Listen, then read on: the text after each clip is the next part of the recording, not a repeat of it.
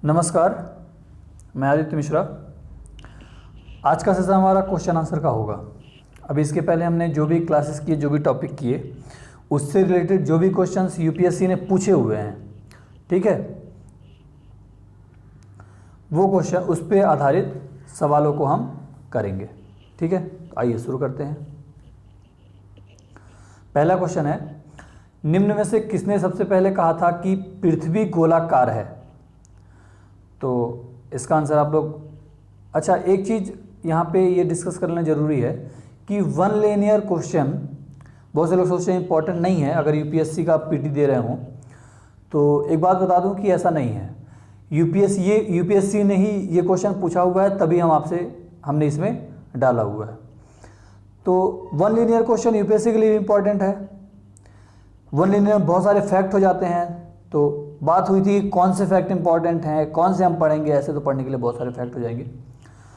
तो हमने कहा था कि एनसीईआरटी में जो भी फैक्ट है वो हमें नहीं छोड़ना, वो पूरा करना है। ठीक है, तो वहीं से ये क्वेश्चन आया है, निम्न में से किसने सबसे पहले कहा था कि पृथ्वी गोलाकार है? तो इसका आंसर है अरस्तु।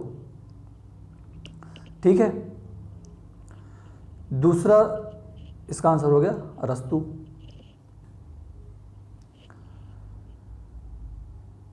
हमारा दूसरा क्वेश्चन है, चांद का सदैव एक फलक ही पृथ्वी के अभिमुख है। कथन ए हो गया। कारण आर, चांद अपने अक्ष पर 23.5 दिन में घूर्णन पूरा करता है, जो लगभग उतनी ही अवधि है जिसमें वह पृथ्वी की परिक्रमा पूरा करता है। अब इसमें आपको आंसर चुनना है।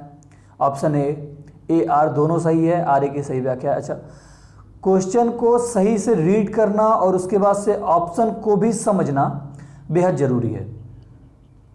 तो इसमें ज़्यादातर लोग, ये यहाँ पे लिखा है 23.5 डिग्री, याद तो है कि हाँ उतने दिन में वो घूम जाता है जितने दिन में पृथ्वी की परिक्रमा करता है, लेकिन वो डेटा यहाँ 23.5 लिखा हुआ है। तो इसे हम ध्यान से पढ़ेंगे तो समझ में आएगा कि 23.5 डिग्री वो है जो पृथ्वी अपने अक्ष पे घूमी अपने अक्ष पे झुकी हुई है। तो चंद्रमा कितने दिन में अपने अक्ष पर चक्कर लगाता है और कितने दिन में पृथ्वी की परिक्रमा करता है, इसको हमने बहुत डिटेल से पढ़ा था। तो वो निकल के आया था 27 दिन और कुछ घंटे। तो इस तरीके से कथन ए तो सही है कि चांद का सदैव एक अभिन्न फलक ही पृथ्वी के अभिमुख है, ये सही है। इस पर हमने बहुत डिटेल से बात की थी। दूसरा ऑप्शन ये 23.5 गलत है, 27 दिन होगा। तो इसका आंसर हो जाएगा ए सही है किंतु आर गलत है। ठीक है, अब नेक्स्ट क्वेश्चन। अगला सवाल हमारा है कि अपने परिक्रमा पथ पर पृथ्वी लगभग किस माध्य वेग से सूर्य का चक्कर लगाती है? फिर यहाँ पे एक बात हो गया कि अब ये तो बहुत डिटेल हो गया कि भाई इतना ज़्यादा फैक्ट तो कैसे याद रखें, क्योंकि मैं भी ये तैयारी करता था तो हमें भी समस्या होती थी कि सर कितना फैक्ट याद करे कोई। तो मैं बार बार अपनी बात को रिपीट करूँगा कि एनसीईआरटी में जो भी फैक्ट हैं उन्हें आप नहीं छोड़ेंगे, उन्हें आप पकड़े रखेंगे। ठीक है, उन्हें याद करेंगे। तो ये वहीं से एक फैक्ट है। इसका आंसर है डी, 30 किलोमीटर पृथ्वी माध्य वेग से सूर्य का चक्कर लगाती है। ठीक है, ठीक है। अगला क्वेश्चन हमारा है,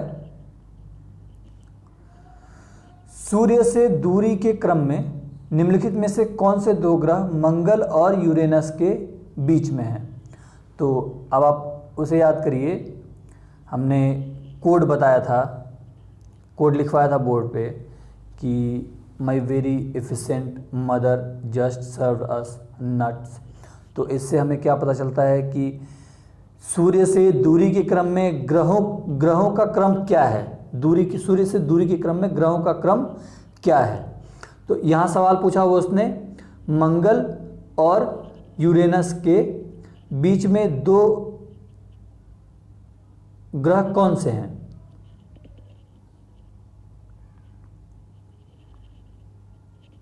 ठीक है, तो एक चीज हम जानते हैं कि शुक्र पृथ्वी मंगल, तो मंगल पृथ्वी के बाद पड़ता है, सॉरी मंगल पृथ्वी के पहले पड़ता है, तो मंगल और यूरेनस के बीच में पृथ्वी नहीं आएगा, तो ये ऑप्शन हमारा कट गया। ठीक, दूसरा ऑप्शन है बृहस्पति और शनि। शनि को, ठीक है, इस पे हम बात करेंगे। तीसरी ऑप्शन है, ये मेथड कहलाता है एलिमिनेटिंग मेथड। अगर वो आपको कोड याद नहीं है, क्रम याद नहीं है और हमें क्वेश्चन एग्जैक्ट नहीं आ रहा है तो हम उसका आंसर कैसे निकालेंगे। तो 7 ग्रह हैं तो हमें कुछ कुछ पता, सॉरी 8 ग्रह हैं तो हमें कुछ कुछ पता रहेगा कि भाई मंगल के पहले कौन सा है, 1-2 तो पता रहेंगे। कम से कम पृथ्वी हमें पता है कि मंगल के पहले है, तो मंगल के बाद नहीं आता, तो मंगल और यूरेनस के बीच में नहीं आएगा। तो यहाँ पे पृथ्वी हमें जहाँ जहाँ मिला हमने उससे डिलीट कर दिया, एलिमिनेट कर दिया। अब 2 ऑप्शन बचता है आपके पास, बी और डी, बृहस्पति और शनि, शनि और वरुण। यूरेनस को हमने बताया था, अरुण और वरुण 2 ग्रह हिंदी में होते हैं, यूरेनस और नेपच्यून। ठीक है, तो इसका आंसर हमारा हो जाएगा बृहस्पति और शनि। अगला सवाल है हमारा, निम्नलिखित में से कौन से ग्रह के सर्वाधिक प्राकृतिक उपग्रह हैं। फिर से एक बात रिपीट कर दूं कि ये सारे क्वेश्चन यूपीएससी ने पूछे हुए हैं, तो ऐसा ना लगे कि मतलब ये इंपॉर्टेंट नहीं है या ये कैसा क्वेश्चन है या वनडे टाइप का है या एसएससी टाइप का है, तो ऐसी बात नहीं है। ये वो सारे वो क्वेश्चन हैं जो यूपीएससी ने पूछा है, हम वही पूछ रहे हैं। निम्न में से कौन से ग्रह के सर्वाधिक प्राकृतिक उपग्रह हैं।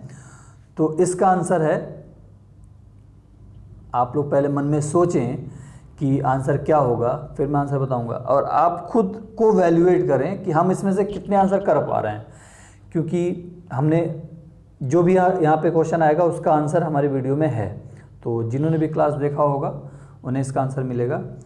तो सर्वाधिक उपग्रह आपके बृहस्पति के हैं। कुछ समय पहले शनि के सबसे प्राकृतिक उपग्रह माने जाते थे, लेकिन आधुनिक खोजों में ये बात आई कि भाई सबसे ज़्यादा उपग्रह बृहस्पति के हैं। ठीक है,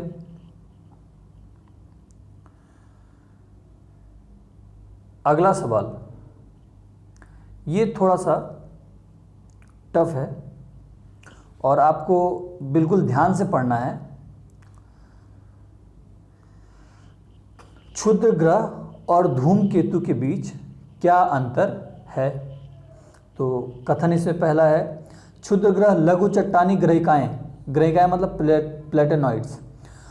आपको हिंदी के साथ साथ इंग्लिश भी जानना है, कि हमने बात किया था कि यूपीएससी अगर कोई क्वेश्चन, किसी क्वेश्चन में एरर आ जाता है या किसी में शब्दों की भ्रांति हो जाती है, तो वो कहता है कि भाई आप इंग्लिश देखिए। अगर हमने धरती का आकाश और आकाश का धरती पूछ लिया और इंग्लिश में धरती का आकाश लिखा हुआ है तो आपको आकाश ही मानना है। ठीक है, अगर उन्होंने हिंदी में धरती लिखा हुआ और इंग्लिश में उसको उन्होंने कहा है कि अंतरिक्ष है या स्पेस है, तो आपको उसे स्पेस मानना है, आप धरती को मत मानिए। ठीक है, कहने का मतलब अगर हिंदी इंग्लिश में कोई एरर आता है तो इंग्लिश को मान चलते हैं। तो आपको हिंदी के साथ साथ इंग्लिश पे भी कंसंट्रेट करना है और इंग्लिश, हर चीज़ों की इंग्लिश भी जानना है। तो क्षुद्र ग्रह लघु चट्टानी ग्रहिकाएं प्लेटेनाइड हैं, जबकि धूमकेतु हिमशीतित गैसों से निर्मित हैं जिन्हें चट्टानी और धातु पदार्थ आपस में बांधे रखते हैं। तो भाई इसका हमने जाना कि क्षुद्र ग्रह के बारे में हमने पढ़ा था कि क्षुद्र ग्रह चट्टानी होते हैं, ये कथन सही है, और धूमकेतु गैसें होती हैं जो पुच्छल तारे की तरह होती हैं, सॉरी पुच्छल तारा कह रहा हूँ मैं, पुच्छ बनाती हुई सी एक चमकीली रेखा होती है, सूर्य की तरफ जाके चौड़ी होती है और जैसे दूर होती है वैसे से पतली होती जाती है। तो पहला ऑप्शन इसका सही है। दूसरा ऑप्शन हो गया, क्षुद्र ग्रह अधिकांशतः बृहस्पति और मंगल के परिक्रमा पथों के बीच पाए जाते हैं। अब ध्यान रहे, ये भी बताया था कि किन किन ग्रहों के बीच में ये पाए जाते हैं। तो ये लाइन भी इसकी सही है कि बृहस्पति और मंगल के परिक्रमा पथ, उन्हीं के बीच में ये घूमते रहते हैं क्षुद्र ग्रह, जबकि धूमकेतु शुक्र और बुध के बीच पाए जाते हैं। ये क्वेश्चन गलत है। धूमकेतु ये हिमशितित हैं। अब पहले वाले से आपका इसका आंसर निकल के आएगा कि हिमशितित अगर कोई शुक्र और बुध के बीच में, तो हिमशितित हो ही नहीं पाएगा, क्योंकि हम जानते हैं कि बुध ब्लैक कार्बन हो जाता है, वो इतना हीट होता है। शुक्र पे जीवन इसलिए नहीं है कि बहुत हीट होता है वहाँ पे, तो इनके बीच में हिम नहीं बन सकते। हिम धूमकेतु पर बात करते हुए हमने ये बात किया था कि धूमकेतु पृथ्वी से दूर, सूर्य से दूर बनते हैं, जिससे वहां तक सूर्य की किरणें नहीं पहुंच पाती, गर्मी नहीं पहुंच पाती, इसलिए वो हिमशितित गैस बन जाते हैं, मतलब वो जम जाते हैं ठंड की वजह से। ठीक है, अब ये घूमने के क्रम में जैसे ही सूर्य के पास से गुजरते हैं वैसे वे जल उठते हैं, तो जो पास का उनका जितने कण होते हैं वो ज़्यादा जलते हैं, और जैसे जैसे दूर होता जाता है वैसे वैसे वो कण, उनकी जलने की जो संख्या है वो कम होती जाती है, तो वो पूंछ बनाते हुए आते हैं।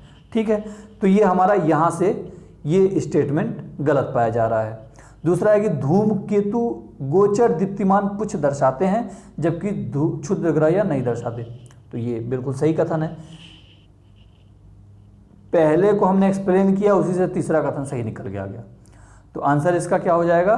1 और 3।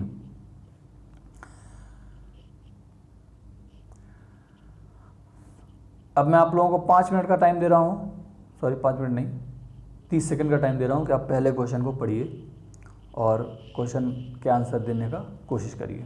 ठीक है, जैसे जैसे हमारा क्वेश्चन आगे बढ़ेगा ना, वैसे वैसे इसका लेवल बढ़ेगा। तो यूपीएससी यही है, मैं बार बार यूपीएससी की बात करता हूँ कि हमें यूपीएससी को ध्यान में रख के यूपीएससी को टारगेट करके चलना है।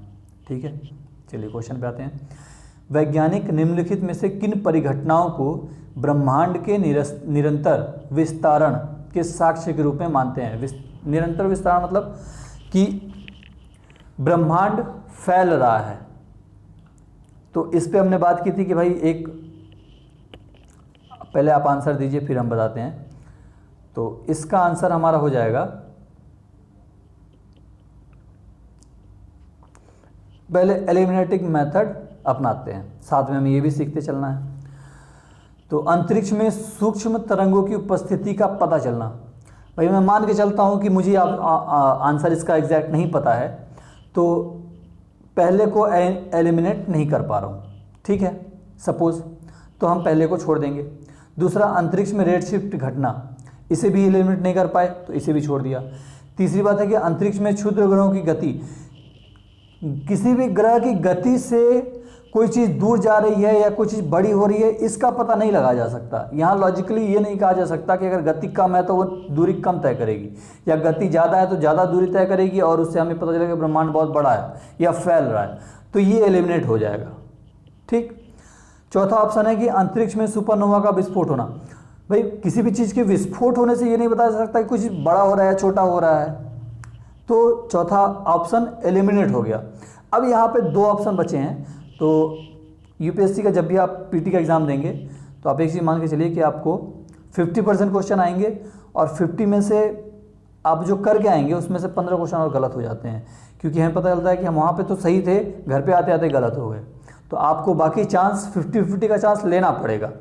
तो अगर 2 ऑप्शन आपने एलिमिनेट कर दिए और 2 ऑप्शन बचते हैं तो आप उसको जरूर टिक करें। ठीक है, तो इसका आंसर है अंतरिक्ष में रेडशिफ्ट घटना का अवलोकन। हमने पढ़ा था रेड शिफ्ट क्या है और वायलेट शिफ्ट क्या है, कि रेड शिफ्ट से पता चलता है कि आकाशगंगाएं एक दूसरे से दूर जा रही हैं, और वायलेट शिफ्ट से पता चलता है कि आकाशगंगाएं एक दूसरे के नज़दीक में आ रही हैं। इसको बहुत डिटेल में हमने पढ़ा था कि भाई रेड का वेवलेंथ ज़्यादा होता है तो ये हमें दूर तक दिखता है, इसलिए हम इसे खतरे के निशान के रूप में भी इस्तेमाल करते हैं। ठीक है, वायलेट कलर, इसकी सबसे विबग्योर को अगर हम पढ़ते हैं, विबग्योर हमने बचपन में याद किया था, उसमें वायलेट सबसे पहले आता है। तो वायलेट सबसे पहले आने का मतलब ये है कि विबग्योर में वायलेट का वेवलेंथ सबसे कम है। तो विबग्योर लेंथ हमें मिलेगा जैसे जैसे आकाशगंगाएं पास आती जाएंगी, उसमें हमें वायलेट मिलेगा। तो वायलेट शिफ्ट होने से हम ये जानते हैं कि आकाशगंगा पास आ रही है, और रेड शिफ्ट से हम ये जानते हैं कि आकाशगंगा हमसे दूर जा रही है। अगला सवाल,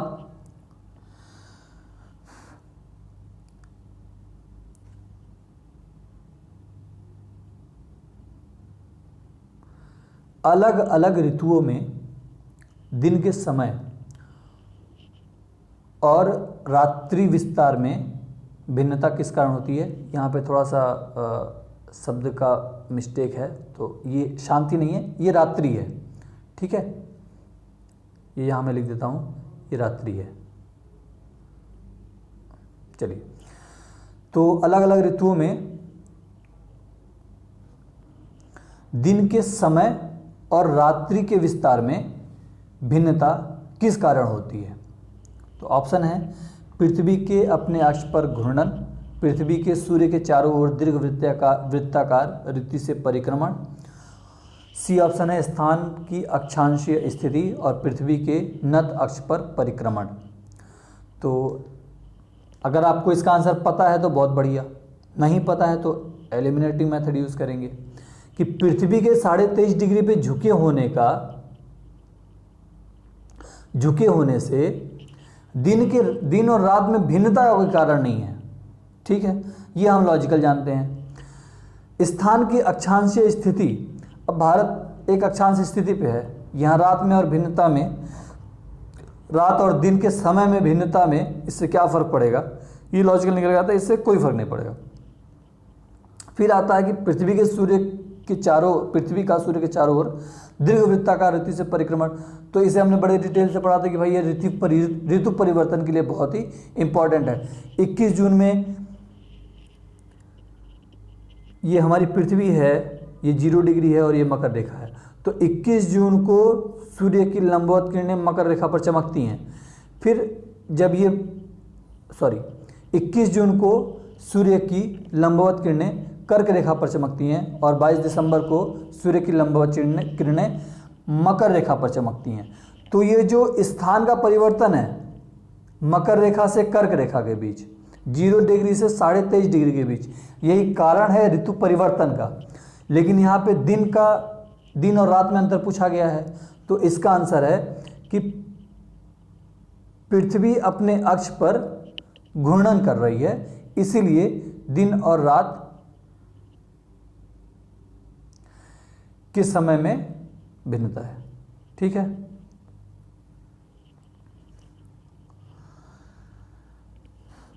अगला सवाल है हमारा गोल्डीलॉक्स जोन शब्द निम्नलिखित में से किस संदर्भ में अक्सर समाचार पत्रों में देखा जाता है? जब ये सवाल पूछा गया था तो एक बहस का विषय था कि भाई ये करंट का है कि ज्योग्राफी का है। तो ये ज्योग्राफी का सवाल है जो उस समय समाचारों में था। तो आप ये ध्यान रखें कि आप जब भी न्यूज़ पढ़ें और उसमें देखेंगे ज्योग्राफी का कोई टर्म आ रहा है या ज्योग्राफी से रिलेटेड कोई न्यूज़ है तो आप उसे छोड़ें नहीं। ये उस समय समाचार में था कि गोल्डीलॉक्स जोन क्या है। तो इसका ऑप्शन भूपृष्ठ के ऊपर वास योग्य मंडल की सीमा, पृथ्वी के अंदर का वह क्षेत्र जिसमें शेल गैस उपस्थित है, और बाह्य अंतरिक्ष में पृथ्वी जैसे ग्रहों की खोज, मूल्यवान धातुओं से युक्त उल्कापिंडों की खोज। तो इसका आंसर आप पहले मन में सोचिए, फिर मैं बताऊं। इसका आंसर है सी, बाह्य अंतरिक्ष में पृथ्वी जैसे ग्रहों की खोज को गोल्डीलॉक्स जोन शब्द का नाम दिया गया था, ठीक है। अगला सवाल है कि उल्का क्या है? तो उल्का यानी मीटियोर, तीव्र गति से चलता तारा, ये तारा है। बाह्य अंतरिक्ष से पृथ्वी के वायुमंडल में प्रविष्ट हुए द्रव्य का अंश, तारामंडल का भाग और पुच्छहीन धूम केतु। तो उल्का क्या है? इसका आंसर है कि बहुत डिटेल में एक्सप्लेन किया था इसे भी हमने, जिसे हम अक्सर पिक्चरों में फिल्मों में देखते हैं ना, टूटा हुआ तारा, वही उल्का है। तो टूटा हुआ तारा क्या है, कब हमें पता चलता है? हम उसे टूटा हुआ तारा क्यों कहते हैं? क्योंकि रात के समय पृथ्वी के वायुमंडल में कोई चीज़ प्रवेश करती है और वो वायुमंडल से घर्षण करके जलने लगती है, वही उल्का है। तो इसका सीधा सा आंसर बी निकल रहा है कि बाह्य अंतरिक्ष से पृथ्वी के वायुमंडल में प्रविष्ट हुए द्रव्य का अंश। हमें यूपीएससी में ये भी ध्यान रखना है कि इसके साथ साथ बेस्ट पॉसिबल आंसर चुनना होता है। एग्जैक्ट आंसर अगर नहीं हो तो आप ये चुनेंगे कि उस आंसर से सबसे नज़दीक क्या हो सकता है। तो ये बेस्ट नहीं है, ये एग्जैक्ट नहीं है, लेकिन हाँ उसके सबसे नज़दीक है, ठीक है, बाकी उसके नज़दीक नहीं है, ठीक है। अब हमारा अगला सवाल, निम्न में से कौन सा एक तारा पृथ्वी के सर्वाधिक समीप है? ऑप्शन ए है ध्रुव तारा, बी है अल्फा सेंचुरी, सी सूर्य और लुब्धक। अब इसमें कई लोग कहते हैं कि भाई लुब्धक क्या है, ठीक है, कई लोग कहते हैं कि अल्फा सेंचुरी का नाम तो हमने सुना है लेकिन याद नहीं आ रहा कि अल्फा सेंचुरी क्या है, ठीक है। फिर ध्रुव तारा, तारा दिख रहा है, तो कुछ लोगों के आंसर ये हो जाएंगे। अब जिन्हें इसका आंसर आ गया वेरी गुड, बहुत बढ़िया। जिन्हें नहीं आया, जिन्होंने लुब्धक के बारे में फंस गए या अल्फा सेंचुरी के बारे में फंस गए या ध्रुव तारे के बारे में फंस गए, तो आप एक चीज़ समझिए, पूछा है कि पृथ्वी के सर्वाधिक समीप तारा कौन सा है, तो लुब्धक के बारे में हमें जब नहीं कुछ पता है तो हम उसे क्यों टच करेंगे, उसे हम जाने दें। अल्फा सेंचुरी के बारे में हमने कभी पढ़ा था, तो उसे जब हमने मतलब वो इतना इंपॉर्टेंट है कि हमने उसे एक बार ही पढ़ा, तो इंपॉर्टेंट नहीं है, जब इंपॉर्टेंट नहीं है दूसरा क्वेश्चन उसका ऑप्शन आने का कोई मतलब नहीं बनता है। अब बात आती है ध्रुव तारे की और सूर्य की। तो ध्रुव तारे के बारे में तो हम बहुत पढ़ते हैं, ठीक है। फिर तारा लिखा है तो इससे लग रहा है कि ध्रुव तारा भाई पृथ्वी के दिखता है और ध्रुव तारे इसका आंसर होगा, तो इसका आंसर है सूर्य। अब कई लोग सूर्य को इसलिए छोड़ देते हैं कि उन्हें लगता नहीं कि सूर्य एक तारा है, तो इस पे भी हमने बात किया था कि तारा और ग्रह में क्या अंतर है। तो सूर्य हमारा तारा है और पृथ्वी सबसे नज़दीक सूर्य ही है, तो सूर्य इसका आंसर हो जाएगा, ठीक है। अब अगला क्वेश्चन है, ये क्वेश्चन भी उस समय करंट में बहुत इंपॉर्टेंट था, तो यूपीएससी ने उससे पूछ लिया। मंगल पर जीवन की उपस्थिति के लिए कौन सी अवस्था सबसे सुसंगत है? तो इसमें बात आती है कि वायुमंडलीय संगठन, फिर बर्फ घटकों और हिमशीतित जल की उपस्थिति, तापीय अवस्थाएं और ओजोन की उपस्थिति। तो अगर आपने उस समय पेपर पढ़ा होगा तो ये ध्यान दिया होगा कि मंगल ग्रह को हमने जीवन के लिए उपयोगी समझा था एक समय, कि वहाँ पे जीवन को बसाया जा सकता है। उसके पीछे कारण क्या था? तो वायुमंडल के बारे में हम जानते हैं कि वायुमंडल वैसे तो मनुष्य के लिए काफ़ी इम्पोर्टेंट है, लेकिन मंगल क्योंकि लाल ग्रह है, लाल ग्रह वहाँ पे बहुत ज़्यादा, एक समय ऐसा रहा होगा जब वहाँ बहुत ज़्यादा कोई चीज़ जलती, आग होती हुई चीज़ थी, मतलब बहुत गर्म था, तो आज वो लाल है, बिल्कुल चट्टानी है। सूर्य से दूरी के क्रम में और उसके गुरुत्वाकर्षण कम होने की वजह से इसके वायुमंडल इसको छोड़ करके बाहर चले गए, तो यहाँ पे वायुमंडल नहीं है। वायुमंडल ना होने की वजह से क्या होता है, एक समय ये बहुत ठंडा हो जाता है, एक समय ये बहुत गर्म हो जाता है।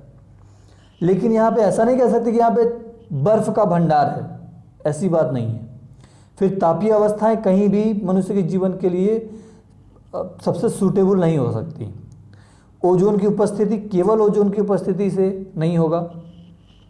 तो उस समय न्यूज़ में था कि वहाँ पे बर्फ घटकों और हिमशीतित जल की उपस्थिति का पता चला है, इसी कारण इसको माना गया था कि भाई ये जो है आपका मंगल ग्रह पे रहने के लिए सबसे सुसंगत यही हो सकता है कि वहाँ बर्फ घटक मिले हैं, मतलब वहाँ जीवन के कुछ निशान मिल सकते हैं। बाद में संसाधन किया गया तो पता चला कि ऐसी कोई बात है नहीं, ठीक है। अब अगला सवाल हमारा, आप पढ़ें इसको और इसका आंसर आप ढूंढें। चलिए मैं शुरू करता हूँ। मंगल और बृहस्पति की कक्षाओं के बीच सूर्य के चारों परिक्रमा करने वाले शैल के टुकड़े के समूहों को क्या कहते हैं? फिर अब अगर आपको इसका आंसर बिल्कुल पता है तो ठीक है, नहीं पता है तो फिर एलिमिनेटिंग मेथड ऑब्जेक्टिव क्वेश्चंस के लिए बहुत कारगर होता है कि आपको अगर 4 ऑप्शन हैं तो उसमें से एक ही ऑप्शन चुनना है, तो आपको एक ही आना है, चारों ऑप्शन नहीं आने हैं। जैसे आपको उल्का के बारे में पता है कि उल्का अभी हमने बताया, या वैसे ही पता है कि उल्का कोई ऐसी चीज़ होती है जो पृथ्वी पर गिरती है और जल के राख हो जाती है, उसे हम उल्का कहते हैं। उल्का और उल्कापिंड में कोई अंतर नहीं है, तो ये आंसर नहीं होगा। अब बचता है धूमकेतु और क्षुद्र ग्रह।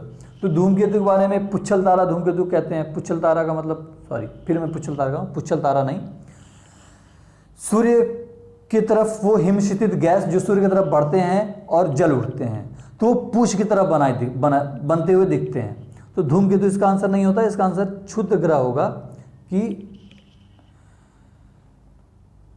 मंगल और बृहस्पति के बीच में जो परिक्रमा करते हैं जो सेल के टुकड़े, उन्हें हम क्षुद्र ग्रह कहते हैं। ठीक है, अब अगला क्वेश्चन, इसका आंसर क्षुद्र ग्रह है। ठीक है, अगला सवाल, क्षुद्र ग्रह के विषय में कथनों पर विचार कीजिए।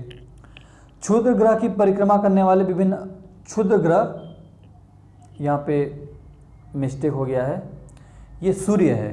क्षुद्र ग्रह सूर्य की परिक्रमा करने वाले विभिन्न आकारों के चट्टानी मलबे हैं, तो ये हो सकता है।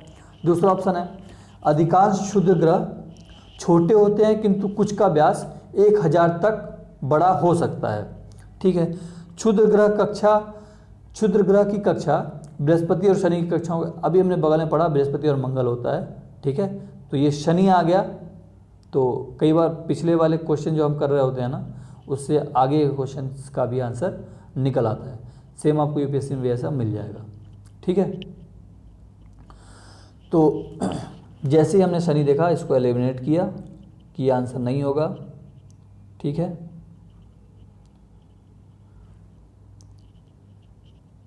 इसी आधार पर 3 जहाँ है उसको एलिमिनेट करिए, ऑप्शन बचता है सी। ठीक है, ठीक, अगला क्वेश्चन करते हैं।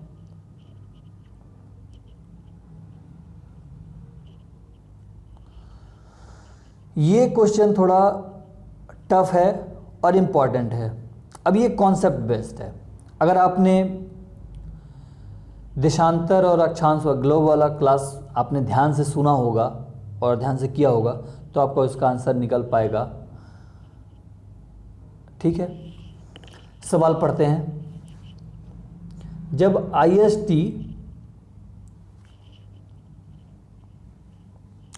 IST याम्योत्तर पर दोपहर होती है, दोपहर का मतलब 12 बजे होता है, तब धरती पर एक अन्य स्थान पर 6 बजे की चाय लोग पी रहे होते हैं। ठीक है, तो उस स्थान का देशांतर क्या होगा? अब इसको करने के लिए हमें एक चीज़ देखना पड़ेगा कि भाई 0 डिग्री IST का मतलब हमने पृथ्वी को 2 बराबर भागों में बांटा था। एक का नाम दिया था ईस्ट और एक का नाम दिया था वेस्ट। ठीक है, तो इसे हमने नाम दिया प्रधान याम्योत्तर यानी IST। ये 0 डिग्री देशांतर हो गया। फिर यहाँ से हमने पृथ्वी को बराबर देशांतरों में बांटा था, तो वेस्ट में निकल के आया था 180 लाइनें और ईस्ट में निकल के आया था 180 देशांतर। ठीक, दोनों मिला के आया 360 डिग्री। अब क्योंकि पृथ्वी पूरब से पश्चिम सूर्य की परिक्रमा कर रही है, तो हमने ये जाना कि पूरब से पश्चिम इस क्रम में 1 डिग्री पृथ्वी, यानी हमने पृथ्वी को बराबर भागों में बांटा 180 भागों में, तो 1 डिग्री पृथ्वी घूमने में 4 मिनट का समय लेती है। अपने अक्ष पे रोटेट करने में पृथ्वी 1 डिग्री रोटेट करने में 4 मिनट का समय लेती है। अब यहाँ पे सवाल आया है, याम्योत्तर पर दोपहर है, यानी कि वहाँ पे 12 बजा हुआ है। ठीक है, तो एक अन्य स्थान है जहाँ पर 6 बज रहा है, सुबह के 6 के लोग चाय पी रहे हैं, 6 बज रहा है और लोग चाय पी रहे हैं, तो वहाँ पे उसका देशांतर क्या होगा? ये 0 डिग्री है जहाँ पे 12 बज रहा है, एक जगह है जहाँ पे सुबह के 6 बजे हुए हैं। कितनी देर का फर्क हुआ? 6 घंटे का, 6 आवर का। ठीक है, 6 घंटे का फर्क हुआ। 1 डिग्री में पृथ्वी 4 मिनट में 1 डिग्री घूमती है, मतलब 15 चौका 60 मिनट में 15 डिग्री, यानी 1 घंटे में पृथ्वी 15 डिग्री घूम रही है। ठीक है। अब 1 डिग्री 15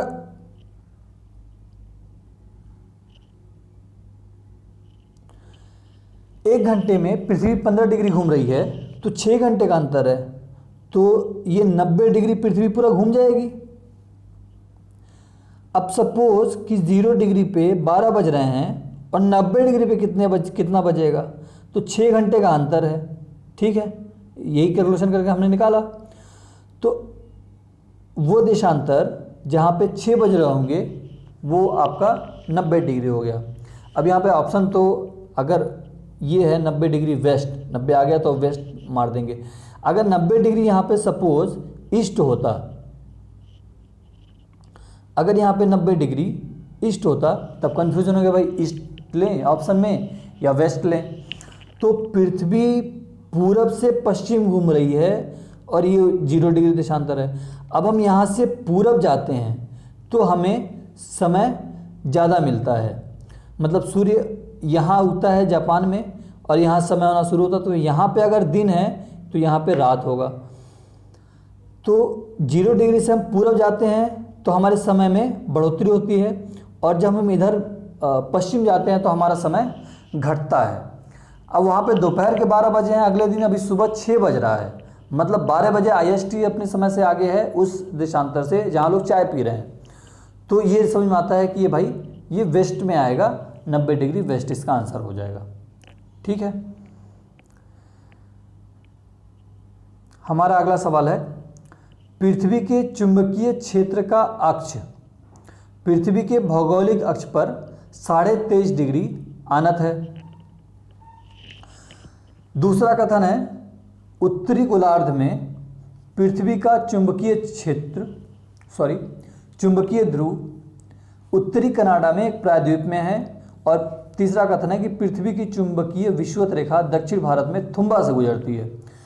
अब थुम्बा से एक चीज़ सबको जो भी तैयारी करने वाले हैं या जनरल नॉलेज में जिनको इंटरेस्ट होता है उन्हें एक चीज़ पता रहता है कि हमारे रॉकेट का परीक्षण थुम्बा से किया जाता है। कारण पूछा जाता है क्यों,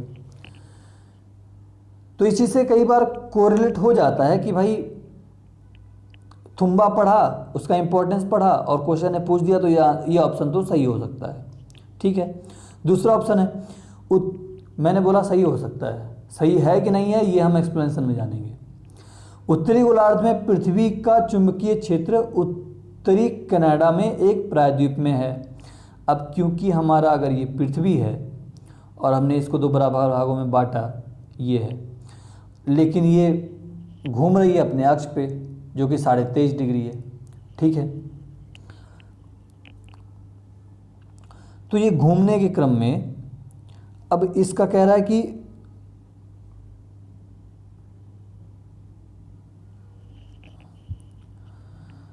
अच्छा, अब इसका पहला ऑप्शन है पृथ्वी के चुंबकीय क्षेत्र का अक्ष पृथ्वी के भौगोलिक अक्ष पर 23.5 डिग्री घुमा हुआ है। ये इसका भौगोलिक अक्ष हो गया, ये इसका भौगोलिक अक्ष है और ये इसका चुंबकीय अक्ष है, ठीक है। अगर पृथ्वी झुकी हुई ना होती तो उसका भौगोलिक अक्ष तो यही होता, क्योंकि पृथ्वी 23.5 डिग्री झुक गई इसलिए उसका भौगोलिक चुंबकीय क्षेत्र जो है वो बदल गया। तो पूछ रहा है, ये पहला इसका ऑप्शन कथन कह रहा है कि पृथ्वी के चुंबकीय क्षेत्र का अक्ष पृथ्वी के भौगोलिक अक्ष पर 23.5 डिग्री आनत है। 23.5 डिग्री यहाँ से है, ध्यान दें। इसने सवाल में पूछा है, आपको थोड़ा मैं एक्सप्लेन करता हूँ। उसने यहाँ से यहाँ के बीच में कितना अंतर, कितने डिग्री का अंतर है ये पूछा है। ये हमने बताया था कि ये इसके काल्पनिक रेखा है जिसमें हम पृथ्वी को 2 बराबर भागों में बांटते हैं और ये इसका समतल हो गया। तो 66.5 डिग्री अपने समतल से झुकी हुई है तो हम इसे कहते हैं कि अपने समतल से 66.5 डिग्री पृथ्वी झुकी हुई है।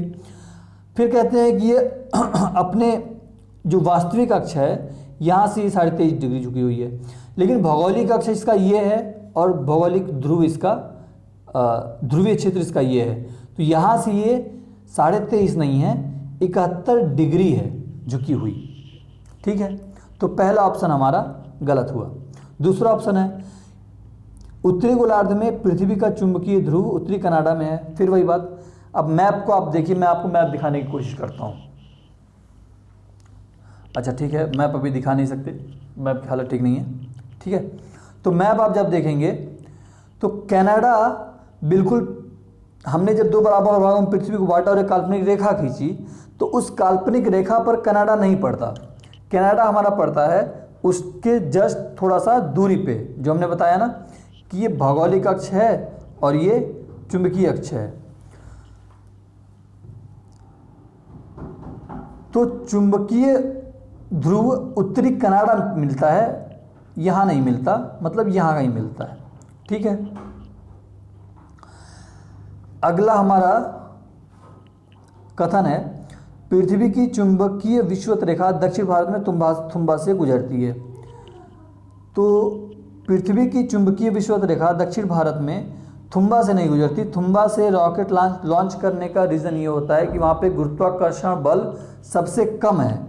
अब आप ये सोचें कि ये हमारी पृथ्वी है, ये हमारी पृथ्वी है और यहाँ कहीं भारत है, तो देखने में तो लग रहा है कि भाई यहाँ से 0 डिग्री से गुजरता है, इसलिए इसका महत्व भी है। तो ये हमारा 0 डिग्री अक्षांश है। अब 0 डिग्री अक्षांश पर इस पूरे जगह से कहीं ना कहीं तो वो चुंबकीय रेखा गुजर रही होगी, लेकिन इस जगह पे कहीं भी ध्रुवीय चुंबकीय क्षेत्र मतलब गुरुत्वाकर्षण बल, जैसे जैसे हम ऊपर जाएंगे वैसे वैसे चुंबकीय क्षेत्र हमारा बढ़ता जाता है, ठीक है। जैसे जैसे हम विषुवत रेखा से ध्रुव की ओर जाते हैं वैसे वैसे गुरुत्वाकर्षण बल में बढ़ती होती जाती है। तो जो 0 डिग्री है,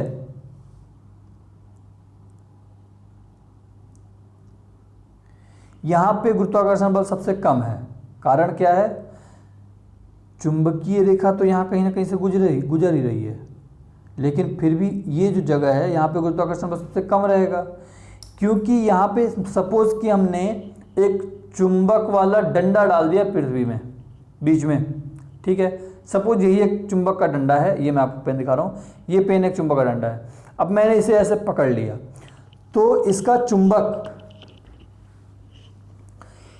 यहाँ पे सबसे कम काम करेगा, जहाँ पे इसे मैंने ज़्यादा कवर कर रखा है, और जैसे जैसे ये ऊपर आएगा, यहाँ पे खुला हुआ है तो ये ज़्यादा काम करेगा।